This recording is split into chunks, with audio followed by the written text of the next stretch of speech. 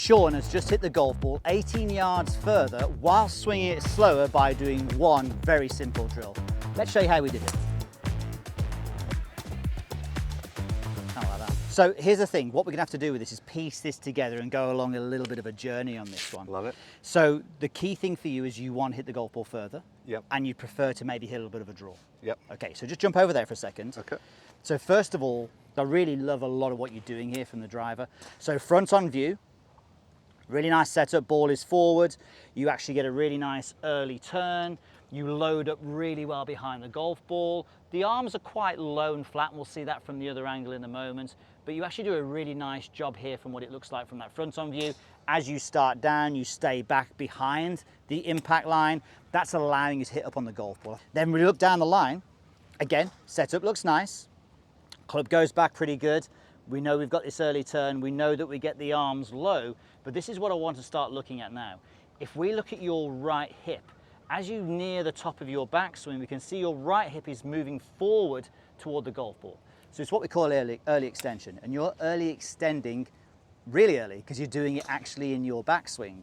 But then from there, as you're applying the power, when you're already moving that hip forward, you're losing space now. Yep. So the club is pretty much on plane, but we are losing space. So it's really easy for you to strike the golf ball out of the heel. So I think what we want to explore today in this lesson is how we can actually, yes, number one, get a draw, but we have to work at this backswing and give you a little bit more time at the top of the backswing. Because I think that's something that you're mindful of, isn't it? That your tempo's out a little bit? Yep. Okay, makes sense so far? Especially from the top and being quick from the top. Okay, okay. And quick from the top is fine as long as you're in a good place, but you're not in a good place at the top, if that makes sense. You haven't quite got the room. You're quick from the bottom. Basically, you're a little too early. So. Excuse me. Yeah. But you know, it's just as Peter said, yes. it's getting you to the top first before you then go. But yeah, Does that make sense? Yeah. So again, just jump in here and we'll show you what that actually feels like. Okay. But again, really good golf swing. 11 handicap?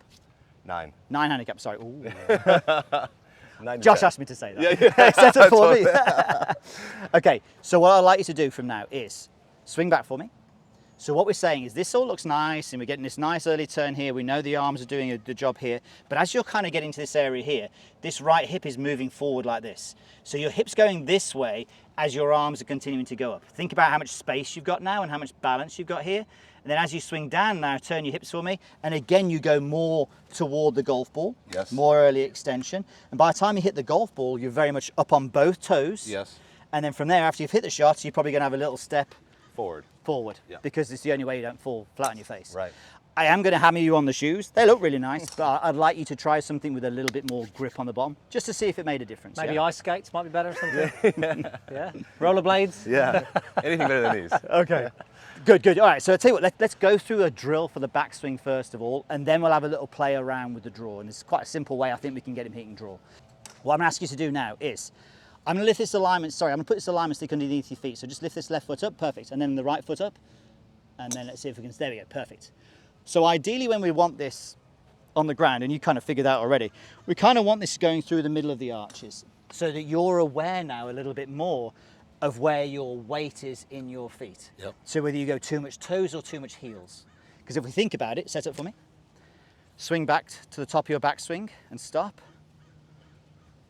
As you get to here, we know naturally you're already moving this way, and you know exactly where the weight is now relative to that alignment stick. Yeah. And then when you get into impact, I'll hold you, you're kind of losing all that space.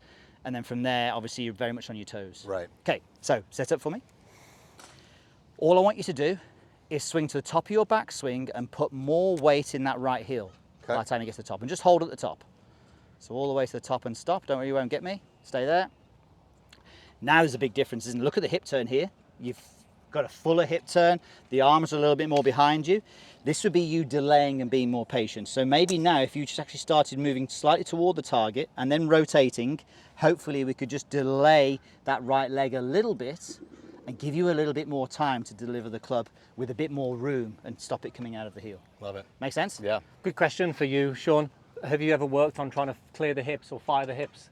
Yeah, trying to remove my early extension, absolutely. Okay. By turning them more, yeah?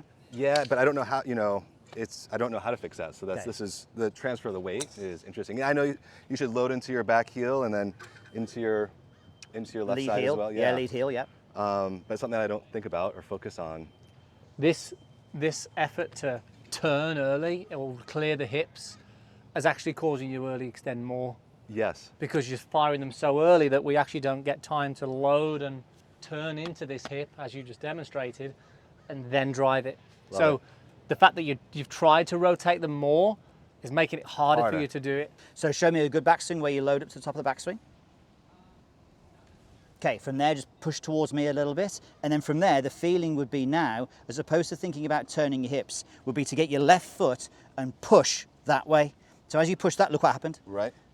See how the hip went back? So Yep. you're now turning your hips, agreed? Yep. You've gone from here to here by pushing in the ground, and that's stopping you early extending as well. Right. That makes sense? Love it. So if ever we did get into a feel of that, that would be a much better feel for you than just turning. Because like Andy says, you're kind of getting here, whoa, and Right. it's doing that, yeah? Yeah. Okay, so let's hit some.